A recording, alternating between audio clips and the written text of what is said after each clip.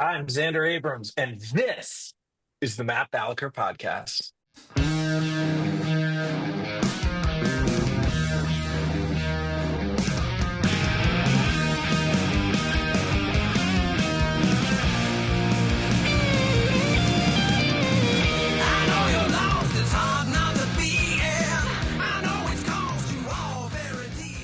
Hello, folks. Today's guest has been with us for years now. He's the founder of the Cannabis Policy Forum, a DC insider, and a cannabis expert. But none of that matters today because we're going to talk about the Minnesota Timberwolves. So please join me in welcoming Zander Abrams to the program. How you doing, Zander? I am shaking with excitement, Matt. I'm really excited to be on this one. Thank you for reaching out. This is great.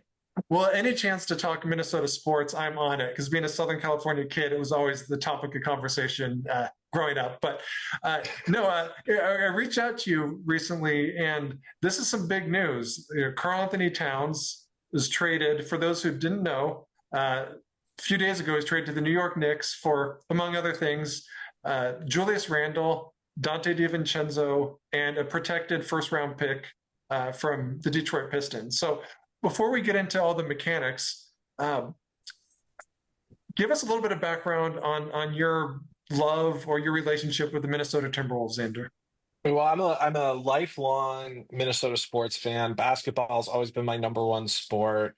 The Wolves came to town around the time I was born. I was born in 1988. The Wolves came to town in 89, and I've just been a diehard fan. I watch every single game. I go to NBA Summer League every summer. I missed this summer, but I go to NBA Summer League just to watch the rookies and the guys in training camp. However the Vikings perform or whatever, that's good, that's bad. But my emotional energy is all in the NBA. As it should be. I can't think of a healthier outlet for one's emotions. And so, give us some background on what did Cat bring. He was the first overall pick. I think I want to say 2016. Very talented dude. For the casual out there who might know of Karl-Anthony Towns, how can you give him a little more nuanced viewpoint about the good and bad of his game? Yeah. So Carl got drafted first overall in 2015, number one overall pick coming out of Kentucky. He's one and done. He was a very heralded high school basketball prospect out of New Jersey. So he's from northern New Jersey, which is basically New York. He grew up a Knicks fan and a Yankees fan. He wears Yankees gear. And he spends a lot of the offseason in New York. He's either in New York or LA in the offseason. And he is, the self-proclaimed greatest big man shooter ever. And as someone that grew up watching Dirk Nowitzki, I'm like, okay, there was Dirk Nowitzki, and that guy was pretty good.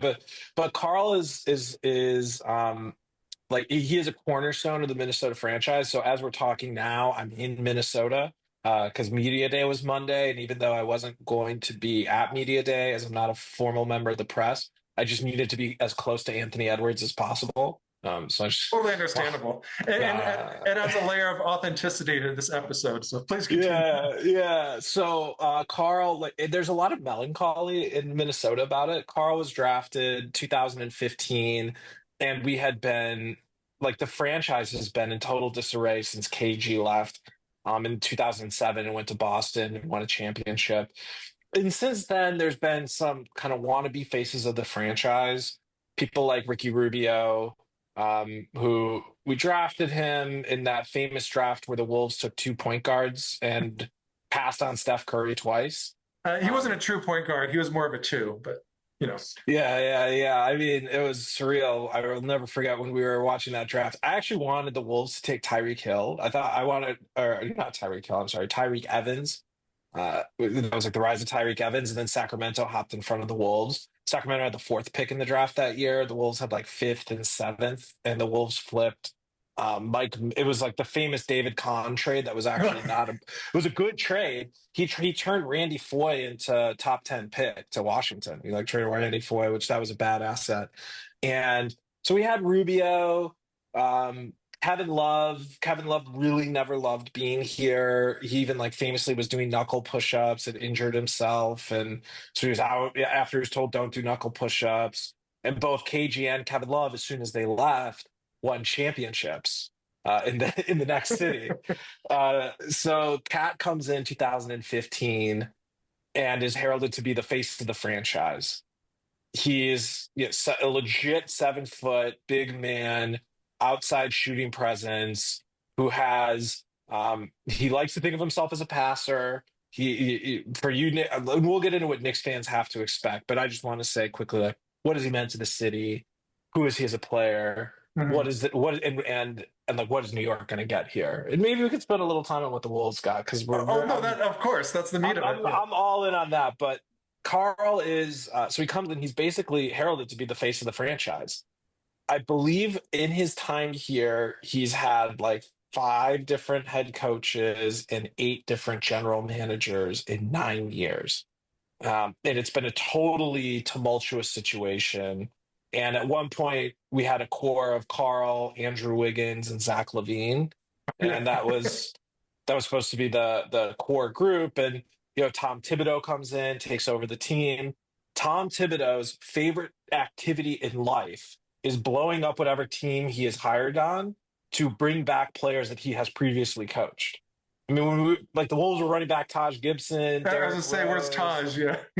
yeah, and so Tibbs blew up that core to bring in Jimmy Butler, and Jimmy was absolute nightmare in the locker room into the franchise, and famously, embarrassed the team during scrimmage, and then went and did a Rachel Nichols interview at his home where he was basically said, "I hate being here. Mhm. Carl's soft, Andrew's soft. They don't take the game seriously." And it seemed like Tibbs really didn't like Karl. He didn't view him as a tough guy. Like Tibbs has his Yeah. archetype. Then eventually we got in the situation we're in now, where we hired after Gerson Rosas was our executive of basketball operations in Minnesota. There was a really really bad series of events around Gerson in the clubhouse in terms of how he treated staff, inappropriate sexual relationships with women. So Gerson is no longer allowed to be an executive in the NBA, but he is a special advisor in the NBA. So Gerson Rosas then goes to the Knicks, reunites with Tibbs. Although Gerson doesn't have a title, he's like the special assistant to Leon Rose or something. But Gerson is pulling all of this together, and they really wanted Cat. I mean, it's Tibbs's MO. So they leave. Ownership brings in, which we have a tumultuous ownership situation Mhm. now, where it's a fight between Glenn Taylor and Alex Rodriguez and Mark Laurie over the ownership. That's going to arbitration, binding arbitration in November. Hopefully, A-Rod and Laurie win. A-Rod and Laurie recruited Tim Connolly, who was the president of basketball operations in Minnesota. Um, and Tim Connolly most recently built the Denver Nuggets franchise. He put that whole team together. So uh, he comes in, and previously, and to Gerson's credit, he is an excellent drafter. Gerson Mhm. Rosas drafted Anthony Edwards, #1 overall, when everyone in the national media said, this kid LaMelo doesn't Ball. care about this kid doesn't care about basketball. He's out of shape. Football's his main love. He's too immature. Can't Go with shoot. LaMelo Yeah. Ball. Yeah, can't shoot. Go with LaMelo Ball. That guy really takes sports seriously. Or James Wiseman, Oh God. Yeah. once in a Yeah. generation athlete. But Gerson, Mhm. these were Gerson's moves. I mean, he signed Naz Reid as an undrafted free agent, then drafted, who's now, won Sixth Man of the Year, then this last year. Then Gerson drafts Anthony #1. And then at the back half of that same first round, he takes Jaden McDaniels in the late 20s. Like, just Genius. a Yeah. legend. Like, the guy Yeah. could get a double step. So in comes Tim Connolly, and Connolly has just like a different vision of the team. And Connolly has talked about, publicly at least, that he views superstar, like Anthony Edwards as a superstar. Anthony Edwards is like, I always joke he's like my son. Like I love him like a son. And Anthony will be the face of the NBA. He is the best American-born young star in the NBA. He will be the best. He will be contending for MVP sooner than Oh later. yeah, And I think, and Timberwolves games they're the team with the biggest difference in national viewership in terms of the NBA's national games that they put on ESPN and ABC or whatever. Like, and it's 100% because of Ant. So I don't know what the number was last year, but it's like 50% higher or something like that this year. And we have it's over all 20. because of him. Yeah. We have over 20 national televised games. I think we had 5 this last year. Uh, it was just insane. I think Anthony's going to be an MVP candidate this year. He'll be for sure top 3 in the voting. He's now number 1 in jersey sales, jersey pre-orders for the season. So this dude's a total star. And Connolly has said basically the life of a star comes in 3 phases. The first phase is when he's a young person and you want to surround him with really good vets and really good people in the locker room that buy in, that support him, that are good examples. The second phase of the star's career is their prime, where you build and orient an entire team around them. And that could last 6 years, 8 years, 4 years. It doesn't last forever. Yeah. And then the third act of a star's career is when they're aging out and you need to surround with some younger pieces that can help carry the load. So with Karl, it's kind of been awkward because Karl's been with the franchise for 9 years. The franchise has only been around for like 35 years, 34 years. So it's been around for 25% of the entire franchise. He's, top 5 in every single statistical category historically with the Timberwolves.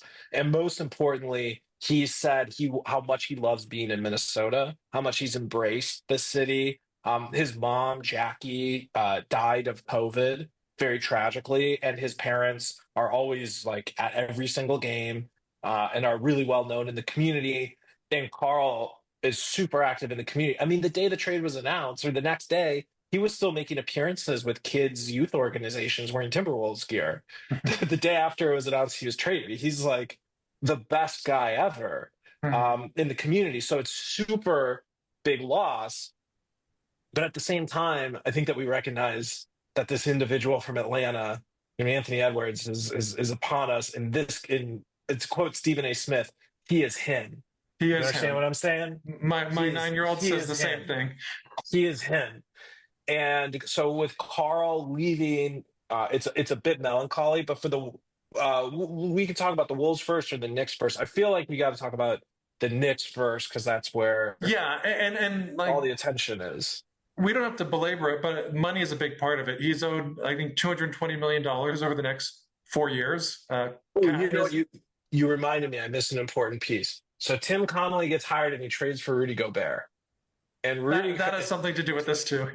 Tim Connolly, and a lot of execs say, I'm going to sit back. I'm going to let things boil up. I'm just going to learn for a year and then make a move.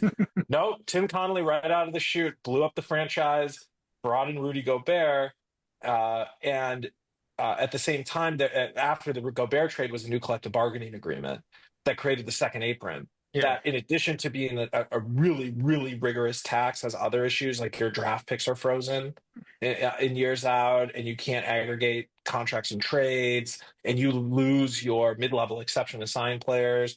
So the Wolves were in cap hell, where at the same time, we just gave Anthony the max.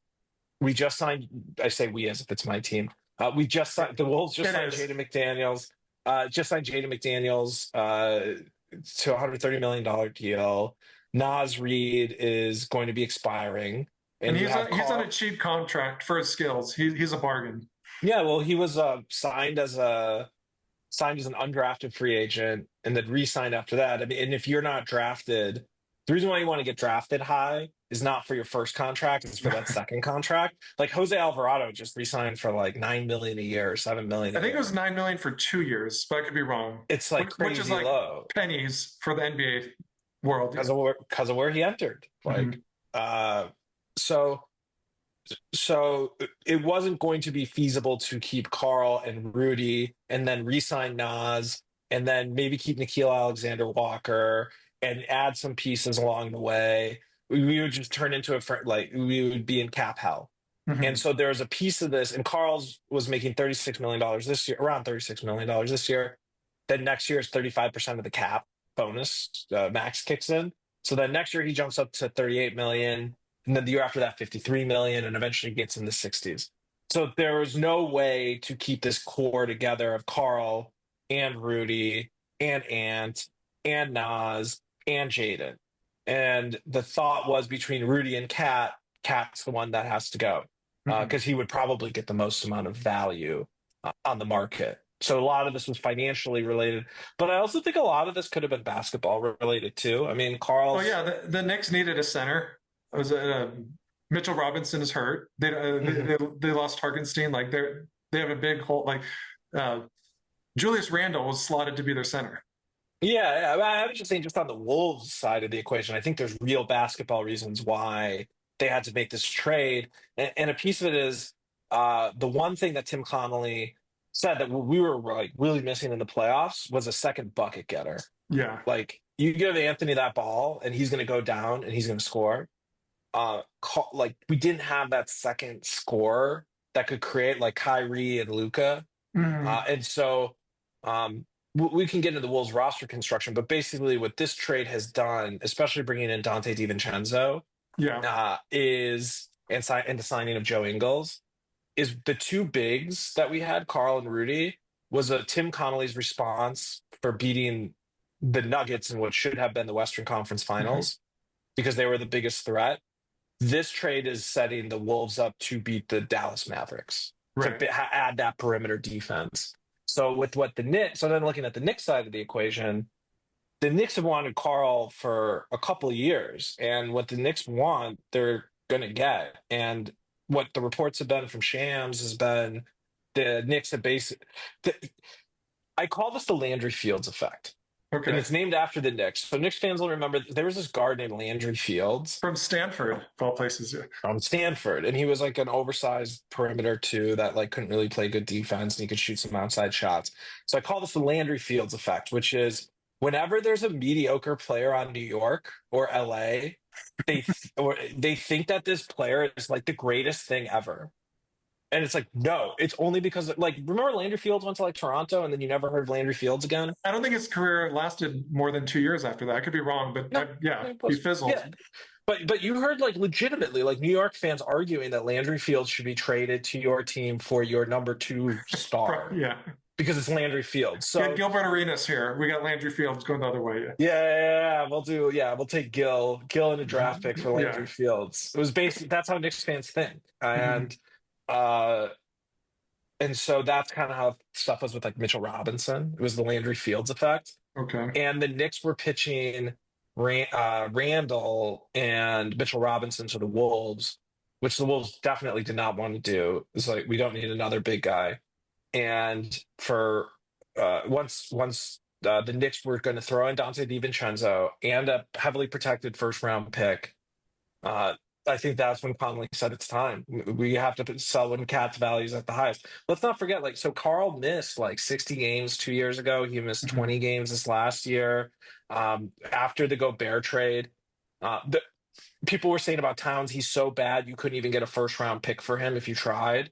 So a piece of this was for the Wolves selling high because this is a 7-foot guy who injuries tend to get worse as you enter your 30s, not better. You can see we get a draft pick. I think the Wolves wanted DiVincenzo. My joke in my text groups to my friends has been within a year or two, we're going to call this the Karl for Donte DiVincenzo trade, not the Karl for Julius Randle trade. Yeah, I wanted to ask you about that, but yeah, I think you. Yeah. So for the Wolves, this is I'm so for the Wolves, I'm so excited. I think this is going to be great because as good as Karl is, and what the Knicks are getting is like a consummate teammate who will sacrifice for the team, who is in incredible shape and conditioning. I believe as Alex Rodriguez said a year ago, going into the season, there were only 3 players on the Timberwolves entering last season, not this last season, but the season before, that had under 7% body fat percentage. And it was like Rudy, and Karl. And I was like shocked that Karl was part of that group because he hooked him up with his friend from Balco and he got that body fat percentage real low. So it's all about peptides. Exactly. It's all about peptides. And so what the Knicks are getting in Karl is a super, like, a great person and I've said this about Karl, same thing I said about Kevin Love. Karl can be the third best player on a championship team. Mm-hmm. And if he can be their third best player, I think the Knicks might have a shot. They're so weak at the bench, and I also have some questions on if that rotation can bang to win a championship. And there's the Tibbs effect of the fact that, and as someone who's coming from a situation where Tom Thibodeau has coached my team, I Yeah. know what you're going through.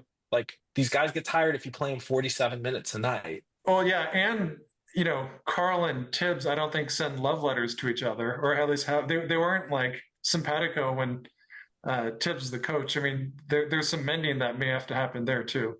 You used to be able to hear Tibbs yell on television with his raspy voice, just go, Karl, Karl.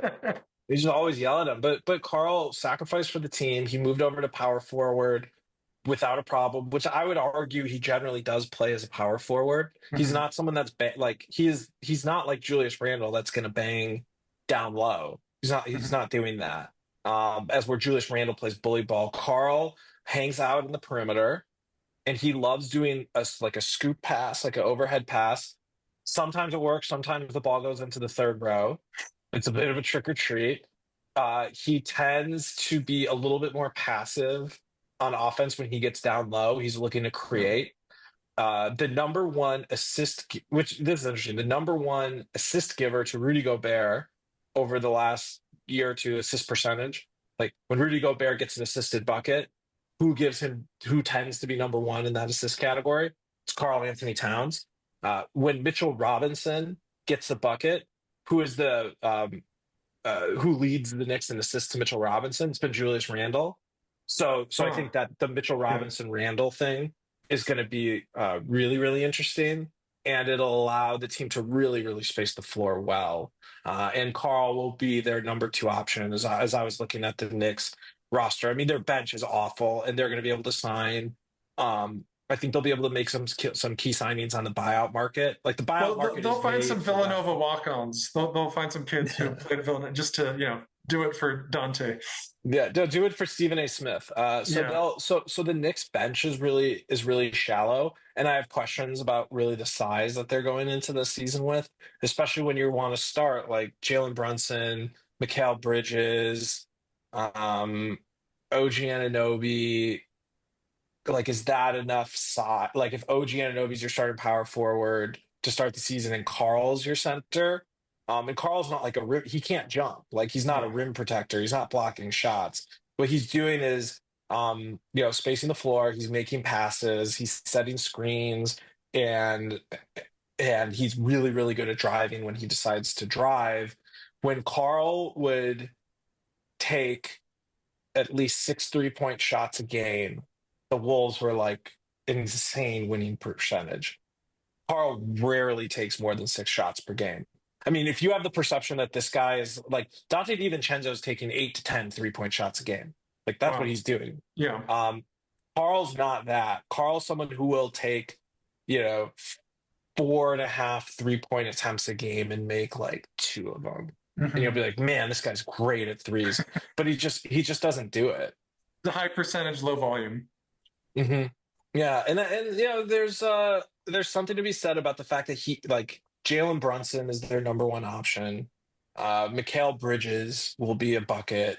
Hmm. So it's not as if Karl's coming in and he's going to be the man, but he's going to be paid like the man. Like Yeah. Brunson took $100 million pay cut in order for them to be able to, keep the Villanova group together. That they just totally It's like blew bye up. bye. Yeah. I know that, but this isn't. We don't want to talk too much about the Knicks. I want to get your thoughts on like at least next year, because Randle will be on contract. How does this change the look of the T Wolves? I'm so excited for the Wolves season. I think the Wolves could be back in the Western Conference Finals. I think they're a legitimate title contender, more so than like NBA Central on Twitter was like putting out a picture of Domantas Sabonis, De'Aaron Fox, and DeMar DeRozan, and they're like title contender in the West. And I was like, are you kidding me? Like, have you watched like many? I mean, I'm not saying the Kings are bad, but they're not a title contender. I think the title contenders in the West are going to be the Wolves, the Thunder. I think the Knicks or Or the not the Knicks, the Nuggets? Nets, the Nuggets window has passed. They've lost too many of those role players. And I think that guys like Aaron Gordon are going to regress. Michael Porter Jr. Mhm. will regress. And you just have these overinflated salaries. And that's what happens when Tim Connolly leaves and Calvin Booth is running the show. It's like, it's not the same. And Connolly's really good. What's funny is people think of Tim Connolly as like he does big blockbuster trades. Mhm. He did the Carl trade, he did the Rudy trade. That's not where he makes his money. Connolly makes his money on the margins and those rotation guys. It was having the foresight to say, let's turn D'Angelo Russell, who's our number two guy in salary at least, into Mike Conley and Nikhil Alexander Walker and a few second round picks. It's like Mhm. that move put the Wolves in the Western Conference Finals. So for the Wolves with Randle, the difference is, Carl's hanging out outside and Randle's playing bully ball. Like Randle's going to take it down low. I think that Randle's going to buy into the culture. I think Anthony is a culture maker. Like Mhm. Anthony is him. Like he is so demanding of his teammates. And what the feedback has been on him is that he accepts criticism from everyone. Like he'll say you need to set screens, and this someone will say, well, you need to move without the ball better, and he'll say, you're right, I need to move without the ball Mhm. better, but you need to set screens. So what this means for the Wolves rotation, Carl and Randall don't play that differently. John Hollinger put up a dollar value number. Randall's making 28 million this year, $33 million next year. John Hollinger from The Athletic has a statistic about how much players are actually worth in dollars. And Mhm. his argument was statistically and advanced stat wise, there's not much of a difference between Julius Randle and Karl-Anthony Towns. That Carl's worth $41 million a year and Julius Randle's worth $37 million a year. So they're not that different. No. What Julius Randle presents is real flexibility for the Wolves roster for future moves. He's a super tradable contract. He has a player option next year that he can choose not to exercise. So he's essentially in a contract year if he wants to be. Mhm. And it's way easier to move a contract for $28 million than what we were looking at with Carl, where it's like he's 35% of the cap and the expectations are so high on a package back that it has to be a mega trade to move him. Karl-Anthony Towns over the next 4 years is owed $180 million. Donte DiVincenzo and Julius Randle over the next like lifetime of their deals intact now are owed like $80 million. Like these Mhm. are movable, very movable pieces. Donte signed an extension a couple of years ago. So he's on like a 4 year, $50 million deal or Mhm. $40 million deal. Like he's making nothing. And he's going to be a real, like, he is the backup point guard. He will start at least 20 to 30 games at point guard during this season. Like I look at these Wolves depth charts and I say to myself, none of these national media members actually watch the Timberwolves if they Mhm. think that this is how the depth chart's going to look. Um, because they have a situation where Tim Connolly was able to trade up into the first round to take Rob Dillingham, Yeah. who's a straight bucket. Like Yeah. he could be Trae Young 2.0, very very much so. So Dillingham will And probably a hell of be a lot of more. YouTube highlights, and that's not nothing. Yeah, so Dillingham will be more of a backup too. Donte, I think, is going to be more of a one. You'll see Point Ant, and Nikhil Alexander Walker will be backing up Jaden. And then you'll have the sixth man of the year, Nas, coming off the bench and doing a rotation between Rudy and Randall. Yeah. So And Randall will start. what do you think should be the starting five if you were the coach? I think Finchie's going to roll out just that. I think it's going to be the first unit will be Mike Conley, Mike Conley, Anthony Edwards, Jaden McDaniels, and Julius Julius. Randle at the four. Julius isn't going to come off the bench, and then Rudy Gobert at the five. Okay. Nas will be first off. He will probably take out Randle in the beginning Mhm. because they're going to want flow. I think they're going to want to stagger the big guys. So they'll start with Nas as the sixth man, Donte as the seventh man, backing up Conley. So Mike Conley will come out, Donte will come in, and then we'll probably see a little bit more Point Dant or Donte trying to initiate. And then Nikhil Alexander Walker, who was drafted as a point guard by New Orleans at the three. And then after that, you got guys like Joe Ingles, TJ Shannon, Terrence Shannon Jr., who at this summer league was insane. He was a Mhm. 24-year-old super duper senior out of Illinois who was the Big Ten Defensive Player of the Year, and he's ready to go and he Well, can that's a perfect score. pickup for a team that wants to win a chip this year. I mean, you want the older guys if you can get them. Older guys, and we'll have them for 3 or 4 years, and we'll have them on a very Oh affordable yeah. rookie contract. But if you can get a guy into their late 20s, what Tim Conley had to do is navigate the salary cap situation of the second apron with draft picks. And he's like, if we can't sign anyone and we can't trade for anyone, what we can do is draft players. Mhm. So we have to generate those picks. So listen, no bench is perfect. There's a reason why these guys are bench players and not starters. But I think the Timberwolves have the best bench in the NBA. And about Randle and the Randle fit. So Chris Finch, he believed in Nickeil Alexander-Walker, who was a really damaged asset, and he was basically a scrub in Utah. And he's the first cousin of Shea Gilgeous-Alexander. That's where the Alexander name Okay. is equal. So Nickeil Alexander-Walker, Finchy coached him in New Orleans. He was an assistant on New Orleans. And Finchy was like an assistant on the staff there for a number of years. He put together the two big man rotation when it was Anthony Davis and Zion. He put that together. So that's how we felt comfortable doing the two bigs. And then when they made some moves, eventually, as you remember, Julius Randle was on New Orleans. So Mhm. Finchy coached Randle for 1 year as an assistant. So Finchy knows exactly what we're getting with Julius Randle. And what I think is funny is that the Wolves are a defensive team. We're number one in the NBA in net defensive rating. But Chris Finch is an offensive coach. Mhm. Like, we have an offensive coach, and we just so happen, because Finch is a total savant, played the players that we had in the way that we had to play them. So I think with Randle, there's going to be a lot more run and gun. And the one kind of thing that we were missing, again, like in the playoffs, was a bucket getter, and Randle is a ball stopper. Yeah. Karl is also a ball stopper. If you think in New York that it's going to be, because Karl's great at passing and he has great vision, he'll just set up like Josh Hart on a cut or kick it out to Brunson or something like that. Those will happen, but Karl's the highest paid player in the Knicks. Like, he will be stopping the ball and taking shots. What I love about Karl in New York is the total renaissance that the media has had. Because in Minnesota, we've been Karl defenders Mhm. forever, and now and everyone in the NBA. Remember, they're like, Karl Towns is, he's soft, he's weird, he lowers his voice in interviews, Yeah. he's goofy. Karl, you take a look at the post game interviews, and Karl's, in the done up outfit with a pinky ring and a chain, and he's dressed. I always say Karl likes to act like a rich guy. I mean, he is a rich guy, Right. But but he he likes likes to to act like act. one too. Yeah. He acts like a rich Mhm. guy. As where Anthony, after we swept the Suns in the Western Conference final, or the Western Conference first round series, Karl's dressed up in, the outfit with the pinky ring. Anthony's wearing sweatpants, a beater, and a black Atlanta Braves baseball cap, and diamond rocks in his ears, and that was it.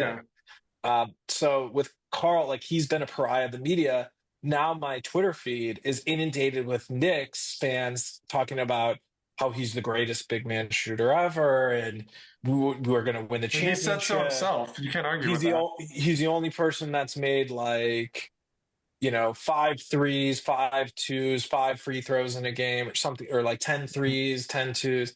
So the Knicks fans are starting to fall in love with Karl, and I think that, like, he's such a good guy in an age where you don't he's not a John Moran. Like, he's a good dude. Yeah. And I'm really excited for Knicks fans in the NBA that someone like Karl will get celebrated, and I expect he'll be making the All-Star team. Oh, and his fashion game will go to new levels in New York. I mean, he'll have to push it harder than Russell Yeah. Westbrook in his prime. So that'll be a fun side plot.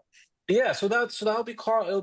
We'll see how long it lasts. I mean, he's a big guy. I remember the days of the Knicks signing people like Eddie Curry to big contracts, and Tyson Chandler, who, like, the Yeah. big man to a big contract. Amari Stoudemire, then their knees like turned to sawdust 2 weeks Yeah. later. Well, Amari had an incredible run before they traded for Carmelo. I remember watching these Amari games, and I was like, they're going to win the championship. And then they added Carmelo, and it kind of blew things off. So we'll see how long the Knicks can keep this version of the team together. Mhm. What Wolves Twitter is buzzing about is, like I said, Randle's a super tradable contract.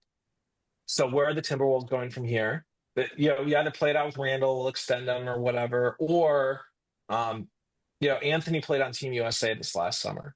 Yeah. And there's no secret about how much love he has for Kevin Durant and how much love Kevin Durant The has for bromance him. is real. It's a And beautiful so, thing. so there's a lot of smoke on Wolves Twitter about we got to bring in KD. I don't think that KD's making way too much money to trade for. However, let's assume that Randall opts in, and Mhm. let's assume that Rudy opts in.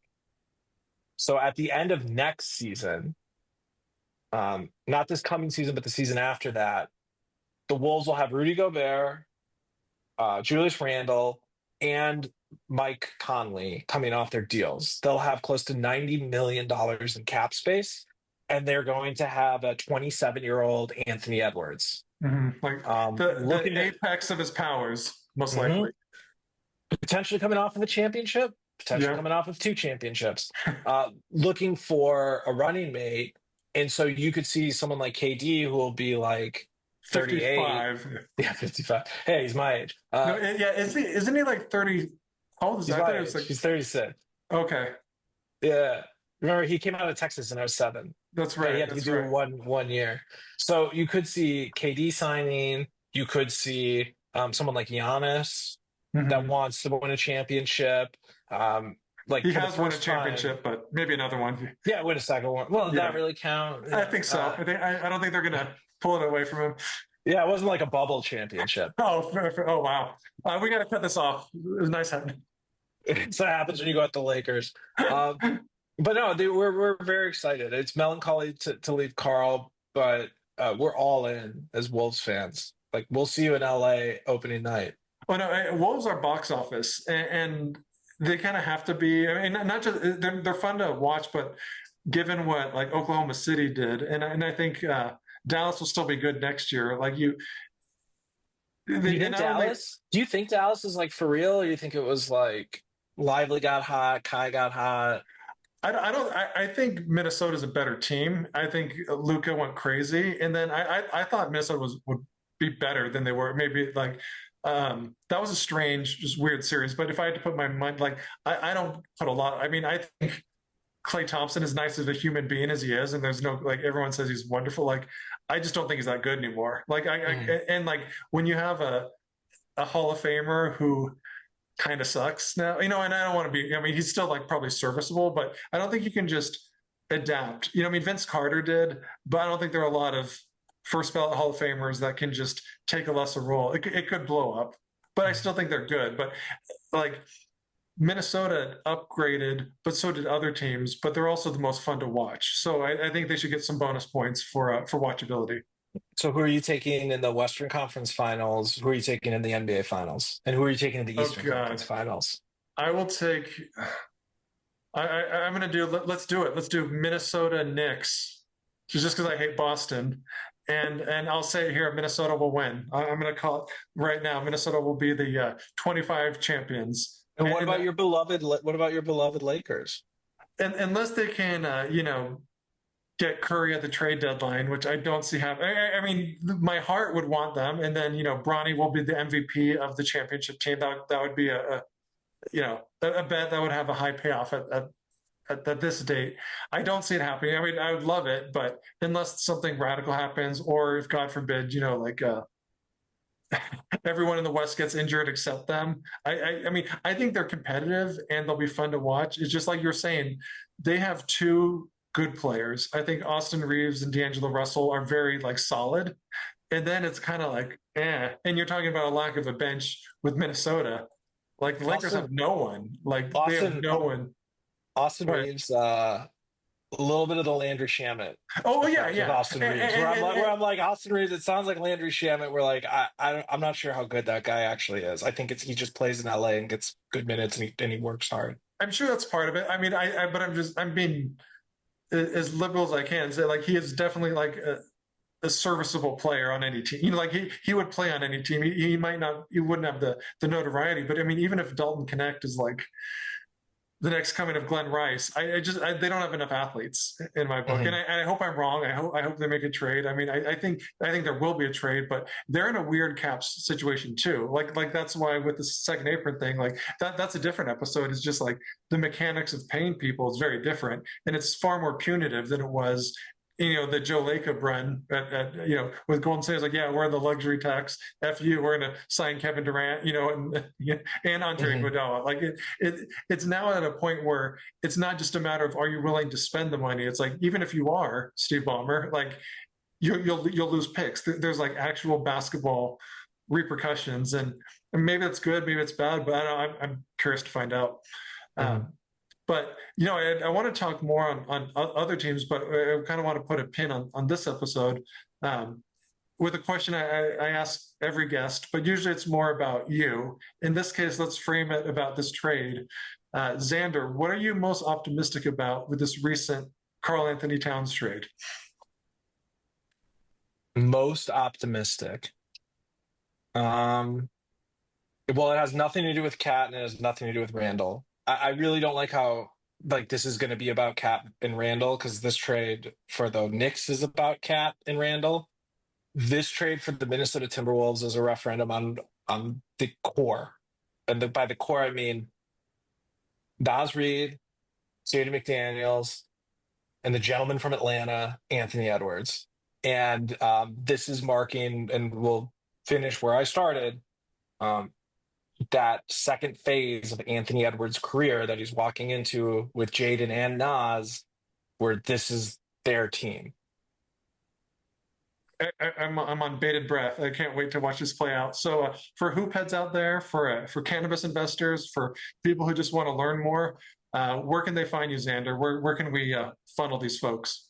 Yeah, you can find me at cannabispolicyforum.com, at Zander Abrams on Twitter, and Artanis Capital, which we have not talked as much about what I've been doing in the manufactured housing and affordable housing space, but artaniscap.com. You can remember because it's just Sinatra backwards, but artaniscap.com. Thank you for listening to this episode of the Matt Balaker podcast. To learn more, please check out mattbalaker.com and encourage your friends to like, subscribe, and share. Really appreciate it.